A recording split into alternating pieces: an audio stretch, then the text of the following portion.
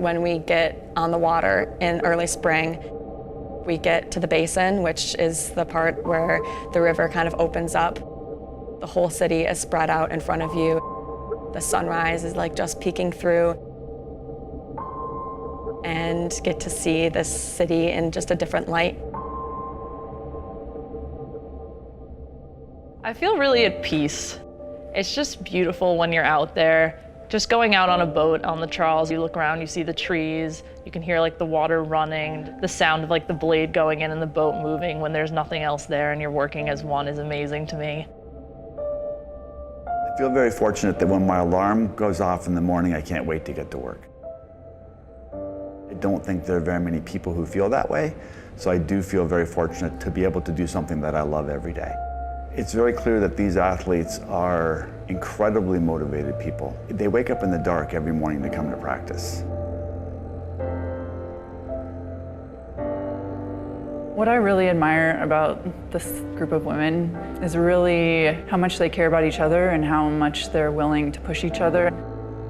In my head, every morning is hard.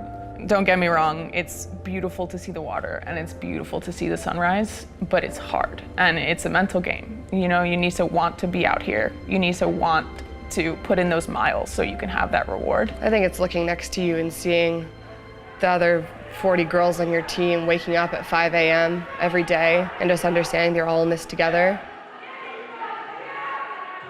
Our mantra for the team is to get comfortable being uncomfortable. Good, Adrian, right where you want to be, right where you want to be. Nice, Anna, right where you want to be, right? Good job. The hardest part about rowing is really willing to push your mental limits, because your body will actually do more than you think it will. It always comes down to people figuring out what else they're made of, how they tick, and if they really understand that. And I think rowing kind of makes you understand what your limits are and how to push through those limits.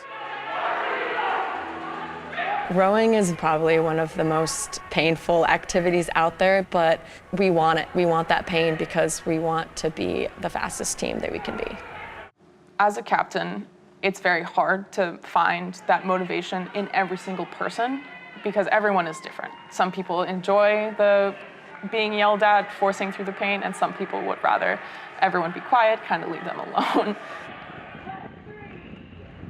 Personally, I love it when people are yelling at me on the erg or in the boat. I like that motivation in my ear. Like, I want to be screamed at because I'm internally screaming. When you go into a race, you're willingly, knowingly saying, I'm going to be in a lot of pain, and I'm okay with that, and I'm going to do it, and I'm going to make it hurt even more. It is like this all-consuming, burning pain, and your lungs are burning, and your legs are burning, and your arms are burning, and you're just like, sometimes you can't see, your vision's kind of closing in, and you have to get comfortable with it. No one else is giving up, no one else is letting up, and so you can't either. Really, with rowing, in order to be most successful, I think each individual has to be performing at their best, but then when it comes time, that identity has to disappear and it has to be about the team. I think with rowing, you have to trust both yourself and all of your other teammates, and it becomes easier to trust your other teammates when you can trust yourself to say, I'm gonna get through the 6K because I trust my mental and physical ability, and I'm gonna get through this 6K because I trust that everyone else is going through the same pain and is gonna get through it just like I am. Our team is like a family. You go from high school, being surrounded by your own family every day, to then having that all stripped away, and you're left with 40 girls and 3 coaches, and it is a family.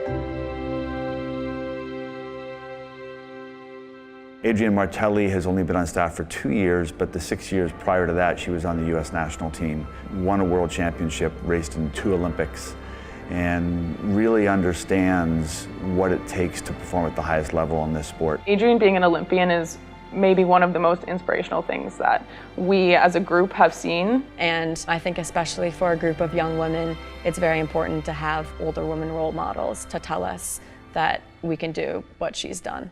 Find that rhythm now. Find that new rhythm at 26. Joe and Andrew have both been here all 4 years, and they're fantastic coaches.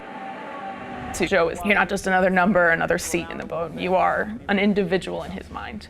And they know that Joe cares. Their relationship is as comfortable as it is with their dad.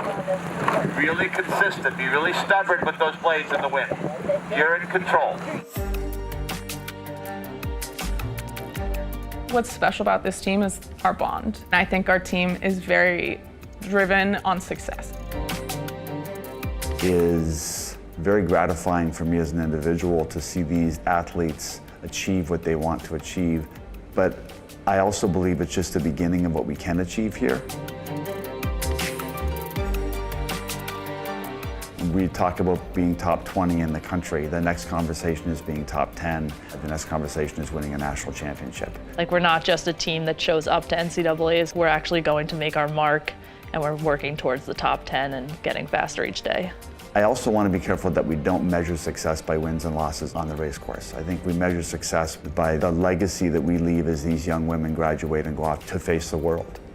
Rowing is tough love. It is.